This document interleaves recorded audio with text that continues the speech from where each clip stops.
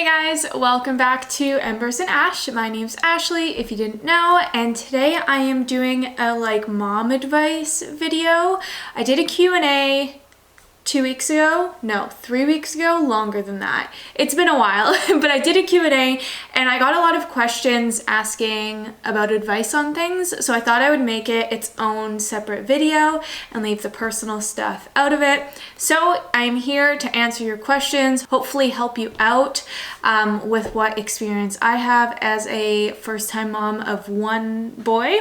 But before we get into it, I have to thank today's sponsor, Backer. Backer is a really cool company. I'm super excited to share this with you because it's so practical and a no-brainer. So what is Backer? Backer is a social college fund. They help you save for your child's academic future by setting you up with a 529 savings plan that grows tax-free and can be withdrawn from tax-free. It's so important to start saving now for your child's future because college is so expensive. So if you wait too long, you miss out on all the money you can get from investing early on. But the coolest thing about Backer and the thing that makes it really stand out is that it's social. It's set up so that friends and family can contribute whenever they feel. It's just so simple and easy, and in my opinion, the best gift you can give a child. It is really hard to save, so you can start saving as little as $50 per month yourself, or you can invite your friends and family to contribute. And if only 2 people give $25 a month, and this money gets invested and grow tax-free, you can save around $42,000 in 15 years, and it means your child won't have student debt. So I will leave a link in the description if you're interested in checking out Backer.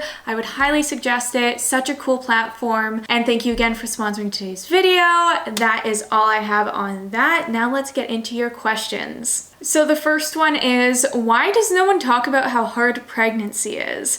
I find that funny because it reminds me of when people say why don't we ever see pregnant women in the wild or just out and about? I think it's because, for one, some people have amazing pregnancies and they have nothing to complain about. 2, they're so sick that they're inside all day, so you don't get to interact with them. I know people who have been like that. But also, I think people feel guilty if they talk about their pregnancy being hard because so many women struggle to get pregnant or have very difficult pregnancies, and they don't want to complain about their own pregnancy that isn't as bad as other people's. I don't know. That's my theory anyways. How to cope with frustration towards your child when they test boundaries. I am just entering this field of discipline and testing boundaries. I've had it happen a couple times. Rook is really understanding things now, and he knows certain things he's not allowed to touch, not allowed to play with. And he likes to go back to it to test the boundary. That's just what kids do. And right now, I said, I'm in the early days, so I find it pretty easy to stay level-headed and just remind him of this stuff, but I know it's going to get to a point where I'm going to feel like I'm about to lose it. And so to prepare for that, if this is helpful, I've been reading books on discipline and also following some accounts on Instagram about disciplining your child. I will link them down below to help you because right now I don't have the best advice. How does your kid play alone? Any tips? So Rook is really good at playing on his own, except when he's teething. And you guys know my struggle. When he's teething, it's horrible. But I think he's good at it just because he's always kind of had to learn to play on his own for a certain amount of time during the day. I think kids who get too much interaction have a hard time switching to independent play. Not to say that you can ever over interact with your child, but when you have multiple parents at home or grandparents are always around, that kind of thing, I feel like that would result in your child having a harder time being alone because they're not used to it. So my biggest piece of advice is just to start early with independent play. I mean, I'm a stay-at-home mom who's also working, so I just kind of have to have him play independently. Otherwise, I can't keep up. So it just kind of worked out that way. And because of it, Rook is good at playing alone. Do you still practice minimalism? What do you keep for future children? What to donate or toss? This is a great question because from what I've read online or what I've seen online, minimalism is dead. People are over it, they're moving on.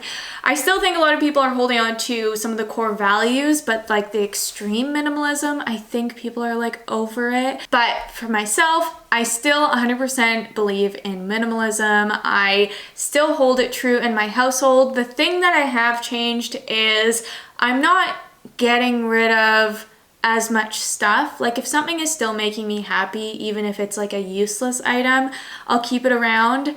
Maybe my like decor style has kind of switched to less minimal, but like I try and keep my closet minimal, my kitchen, etc. As for children, I keep clothes that are still intact and I know that my future kids will wear. I get rid of things that I held on to and never used, or I just feel like the next kid won't use. I think it's pretty simple that way, because the first kid is like the trial run. What am I actually using? What am I not using? I'm gonna keep the stuff that we're actually using, you know? Any advice on motivating yourself to be productive as a stay-at-home mom? Man, this is like the ongoing battle. I don't know if it's just me, but I feel like if I don't have enough going on, I don't get anything done. And I thrive in like this middle ground of like almost too much to handle is where I'm in my best state. Like I have so much on my plate, so I have to do it. I can't sit down. I can't just lull around. But if I have like one video to make and Rook's being super fun and chill, it's like I really struggle to motivate myself to get that thing done because I can like keep putting it off. So for me, it's just been deadlines, making deadlines for myself, even though they're all like made up and like nothing matters. But I try and set rules and boundaries because then, you know, I feel like I have to get it done. And if I don't have any rules in place for myself, I get nothing done. What helps you most in getting through a hard day as a mother? I think telling myself that it's okay to throw the schedule out the window. That's when I feel the best, is if I'm having a bad day that's not getting better, telling myself, okay, everything you were planning on doing today is not happening. We're gonna do it another day and just try and do what you can for yourself today instead. I think that's what's been working for me. I've been having really good days lately, so honestly, like I can't even remember the bad days. They just come and go so quickly. But also I really need Josh to lean on. Like even if it's just complaining in his ear for a couple minutes to just like let it vent out, and then I feel like I can move forward. Yeah. How do you make naps longer? I swear my daughter just doesn't like sleeping during the day. Ugh, such a struggle. Like, I never really stressed over making naps longer, but you guys know if you've been around, I really struggled to get Rook to sleep in later because he was waking up at 5 a.m. at a certain point.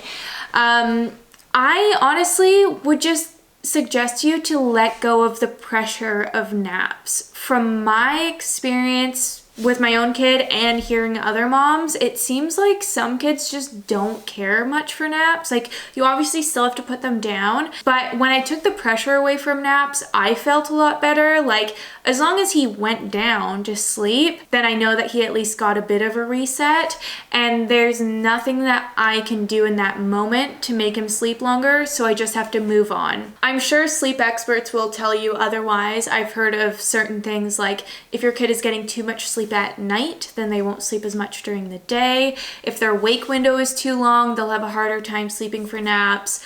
What else is there? Blackout curtains, sound machine, make sure they're fed before they go down. I think that's everything. I think those are all the things you can do. Other than that, like I said, just try and accept it, because for myself at least, as long as Rook was sleeping through the night, naps didn't matter so much. Does motherhood get more exciting or more boring as babies grow into toddlers? Oh my gosh, way more exciting.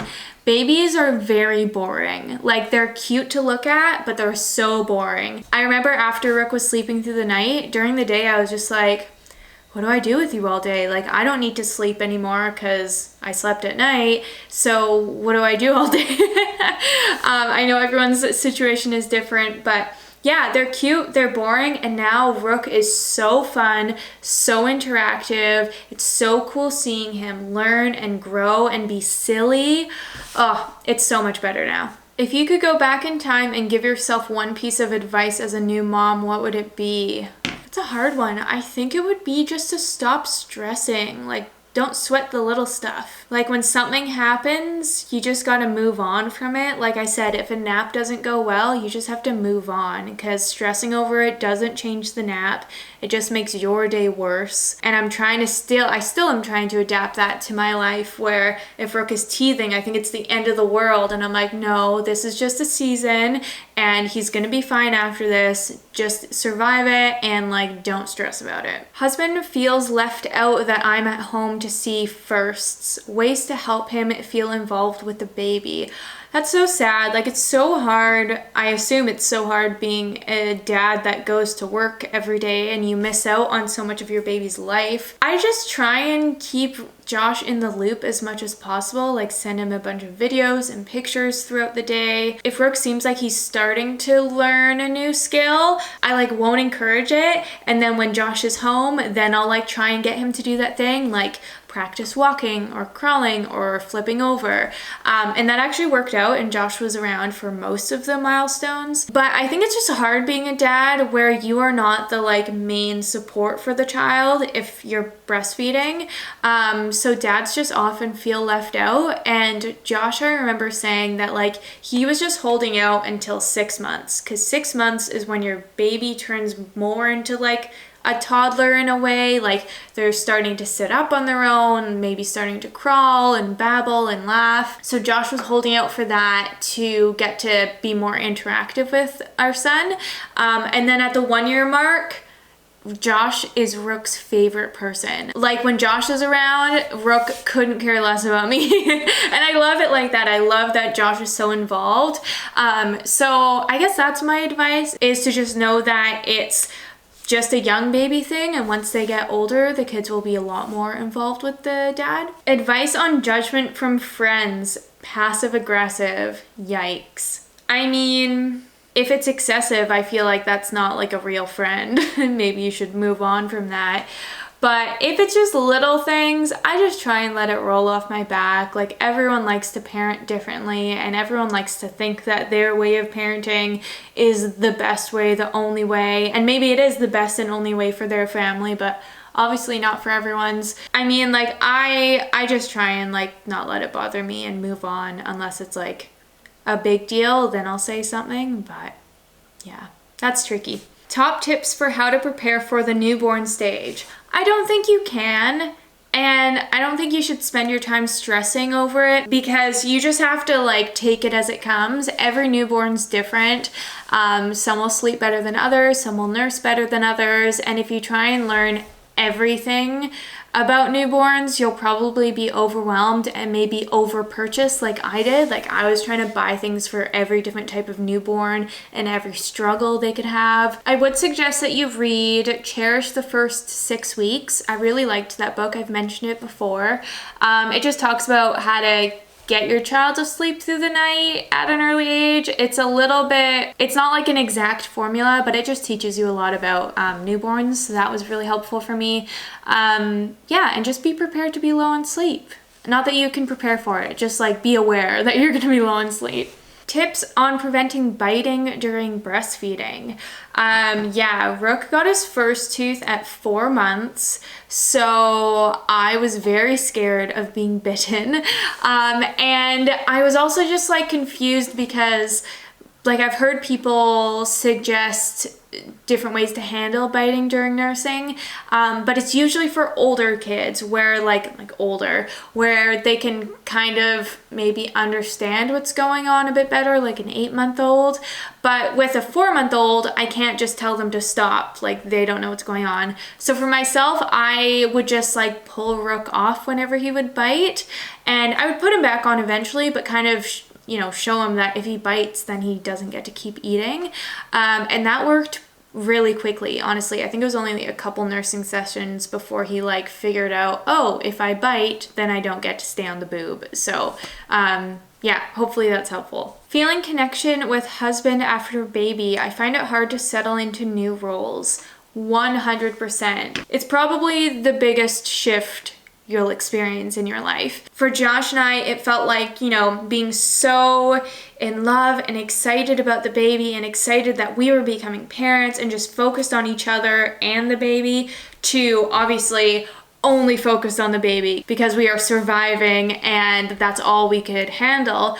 But we knew at the time, this is just what our relationship is gonna be like right now, but it's not forever. So even when we would have a spare moment, we didn't have energy to connect or pour into our relationship. So it was just kind of what people have said, boats passing by kind of thing. And that's fine. I'm pretty sure most people go through it that way. And after we got our sleep back, it was kind of figuring out our new normal of yes, a lot of our energy still goes to the child, but now we can pour back into our relationship. And it really does take effort because it's not like you can go back to what your relationship was like before. You're finding a new normal, new rhythm. So I would just give it time and just being aware of it and still knowing that you want to pursue a relationship with your husband. I think you'll get back on track eventually. My baby is 3 months old and won't let us put her down to nap. Any sleep tips or advice? So what I learned before having Rook was that letting your child sleep on you is great. It's amazing for bonding. But if your child only sleeps on your chest, then that's how they're gonna need to sleep.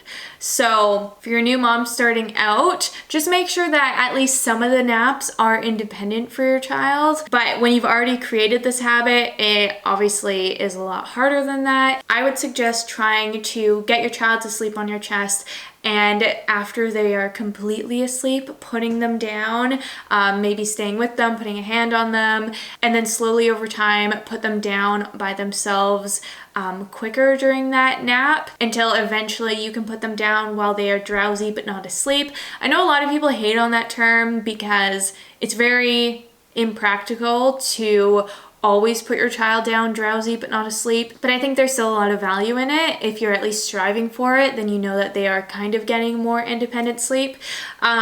So yeah, it's so tricky, but I think you and your child will be better off if you can teach them to sleep on their own. It's just gonna be a big learning curve. Dealing with unsolicited opinions or advice. Honestly, I just take it in and then let it go if I don't care about it. Most of the time, people aren't trying to be rude when they're giving advice. I had definitely some bad, straight up bad advice given to me, and you just say, thanks for sharing, I'll take that into account, and then never think about it again. Yeah. I hope that works for you. Okay, those are all the advice questions I have for you guys. Let me know if you enjoyed this style of video, if I helped you out at all. I really love getting to help you guys out with the limited experience that I do have as a mother. Thank you guys so much for watching. I hope you enjoyed this one, and I'll catch you in the next one. Bye.